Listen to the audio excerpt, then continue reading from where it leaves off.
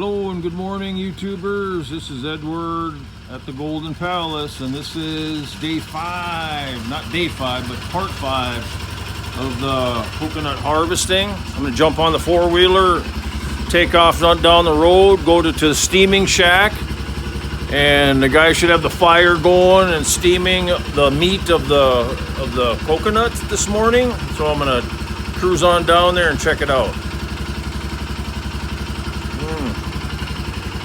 All right, hold on and let's go.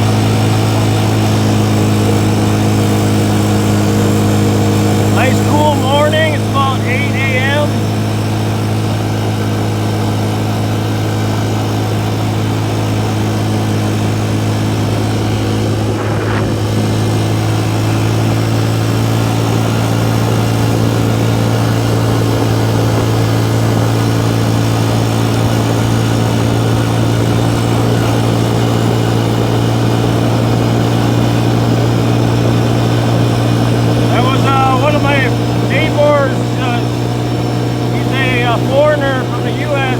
just arrived here yesterday. I will stop there on the way back.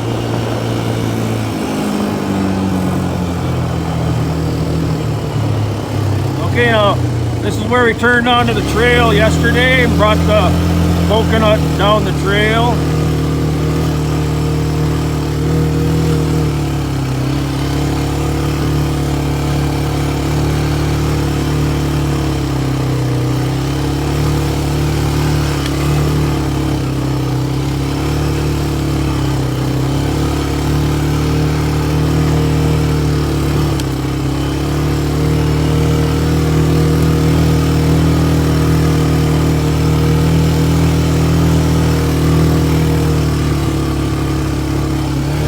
This trail is real good condition right now because it's dry season, but it gets pretty bad. I got to put the truck in four-wheel drive to get through here in the rainy season.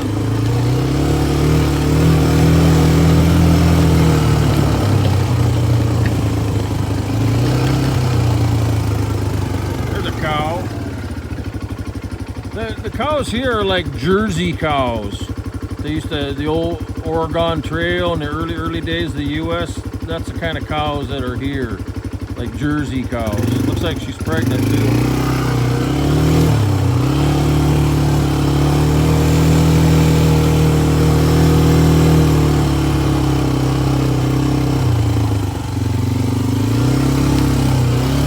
Hopefully I won't run into any problems here with driving with one hand. We'll just take her slow. See, this is a coconut steaming shack that the neighbor has.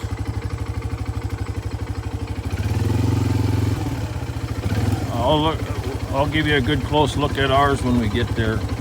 Ours is pretty new. Last year we remodeled the whole thing and built it up really good, remodeled it. So it gets to just a little tiny trail right here.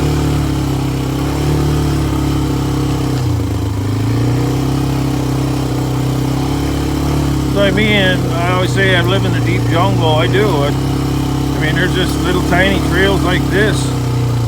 And the foliage grows up so fast in a tropical jungle. Unless you're constantly clearing, everything grows up so quick. There's a nice little field down here. It's not my land, but my land borders this nice little field.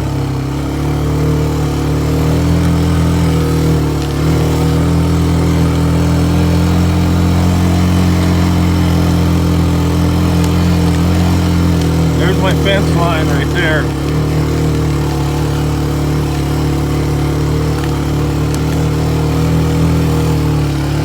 So here's the entrance. The guy's got the post so I can get through here with the four-wheeler. And here's the nice little creek. So now we're on my land. We're past the fence. So this here is my land with the creek on it. See the nice creek? Very nice. Nice creek here. Great water supply. This is running all year round.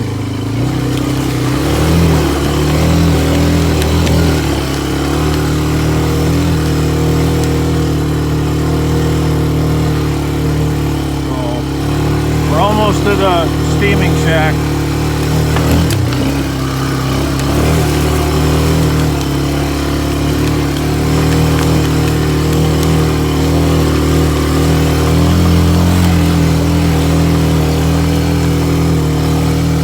There's the crew. Good morning. Okay. Good morning, Papa Edward. Good morning, guys.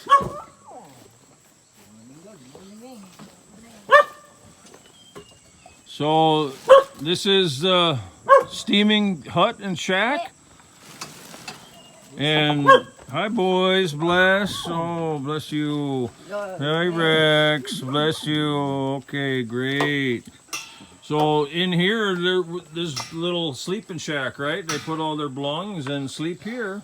And there's a nice roof for when it rains, right? So they're out of the rain, out of the sun. And they got a little fire here for a campfire. So have you started this yet, Ruel? You're just preparing? Yes. Okay. So I don't know, it's kind of dark to see in here. You can see this is just the pit right here, and they've been gathering wood, and they're going to start a fire here and start steaming pretty quick. So the fire is in the bottom, of course. Then let's see, Ruel, do you put water anywhere? Do you put water anywhere for the steam, or is it just only the fire and then the copra? There's no water anywhere. Okay. I thought maybe they had a pan where it steams or heats the water, and then the steam from the water goes up. But the coconut already has so much water in it, so you don't need that. And then I don't know if I can, we'll try to go up here and I'll show you guys. There's all the meat of the coconut right now, and you can see all it is bamboo bottom right here, with the heat comes up through the cracks of the bamboo, and then it just heats and pulls all the water. The steam pulls all the water out of the copra, out of the meat of the coconut, see? So I'll come back maybe tomorrow and show you guys once the fire gets going, you know, what it looks like while it's cooking. But that's what it looks like right now, just before they start the fire.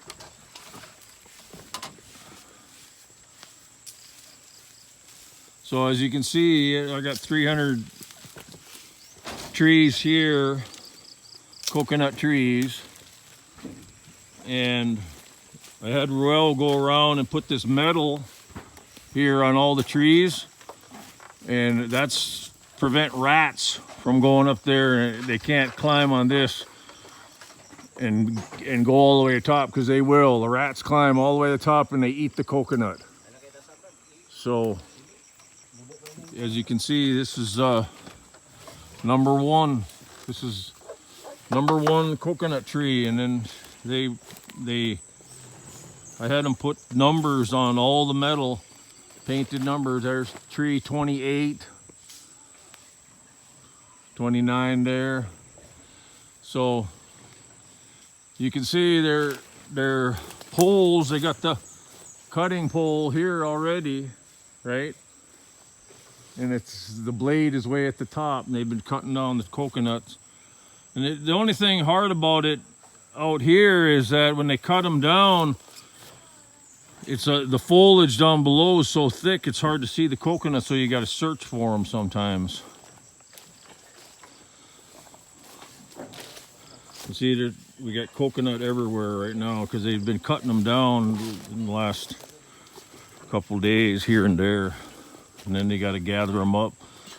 They'll gather them up here and then start shucking them. There's those ones that we're gonna plant that was in the bongo truck yesterday. So do you guys need anything from the store? Ruel, do you want me to bring something tomorrow when I come? You want me to bring anything? What do you want from the store? Anything? No? Rum? Or no? No. Okay. No rum. Okay. Rum is done. And only when you're done, okay. All right, that's about it for today, tubers. That gives you a kind of a look at what it's like here at the Steaming Shack. And this, like I say, this property here is about 5 hectares. And I don't know what the conversion is again to acres, but it's a western facing slope. The sun is at the east right now, so the slope goes up here, and then it faces west. And see, they got a cutting pole here too. If you can see it goes up there, and it's very, very tall to cut those up that 80-foot tree. But I got a good deal, or Lelibeth, my wife, got a good deal on this property, and we put it in Leonardo's name because there's also a rule: you can't have more than 10 hectares of property per person in the Philippines. So you have to spread your property around to other family members' names, so you don't get over 10 hectares per person. That prevents big corporations and stuff taking over, and it has to be in different people's names if it's over 10 hectare. So on this piece of property we got a good deal. We bought it from a family of brothers and sisters that the property was left to them from their parents, and they were all in their older age, in their 50s, 60s, and they sold it to us plus because they had taken liens on the property, so they owed, only one person lives in our barangay owed him 150,000 pesos, so they needed to sell it. So the total sale price was 450 or 470,000 pesos. So it's less than 10,000 US dollars to buy this piece of property, and it's very, very thick. There's tons of trees and stuff in here, fruit-bearing trees, marang, and all kinds of different fruits, but mostly coconut trees. And there's a lot of old growth mahogany trees and stuff like that, if we ever want to harvest someday. So anyways, it kind of gives you a clue. If you just wait for the right deal to come along, eventually, if you have money saved up for investment, land's a good one. But you as a foreigner, you can't own land in your name. You can be, I'm married to a Filipina, so my name is on the deed. So no matter what ever happens in the future, I would have to be compensated as the foreigner if it ever tried to be sold. But you got to watch out for that. There's a lot of shyster selling without proper paperwork. We always have our family lawyer do the deed of sale and make sure there's no liens on it and all that kind of stuff before you go through with a purchase. So it's in my wife's name, but I'm on the deed because I'm the husband. And then, like I say before, if anything ever happened where it's for sale or a little bit passed away, then I have 1 year as the foreigner to put it into another person's name. And we've already done that with Ruel and Lizelle. They're our most trusted, that the property would be put into their name if Leonardo, God forbid, it ever passed away too. But Leonardo's the heir right now to all our holdings here. So anyways, that gives you a clue. There's our steaming shack, and then Ruel just started the fire. If you can see there, the smoke starting to come up. Maybe you can see the smoke starting to come up now. And it's starting to get hot right here at the top of this ladder, and they spread out the copra. They try to spread it as evenly as they can. And then, how many hours, Ruel, how many hours do you have to cook each batch? 10. 10 hours? Okay, so I didn't know that before. 10 hours for this batch of copra to be cooked, and then after it's cooked and when it cools off a little bit, they can remove it, put it in bags, and then it's ready for transport to the buyer. But of all the coconuts on this whole property, this is going to take usually a week's time to cut them all down, gather them up, bring them here, shuck the shell off it, get the meat out of it, and then cook each batch for 10 hours. So how many batches usually do you get? How many times do you have to fill and cook? Done? Yeah, how many times do you have to put the copra on the top and then remove it? 9. Around 9 times. Okay, so 9 batches. So you can do 2 batches a day. So that tells you right there, that's like a 4-day process just for the cooking and the steaming of it, and then rebagging it and put another batch on there. So it takes a while.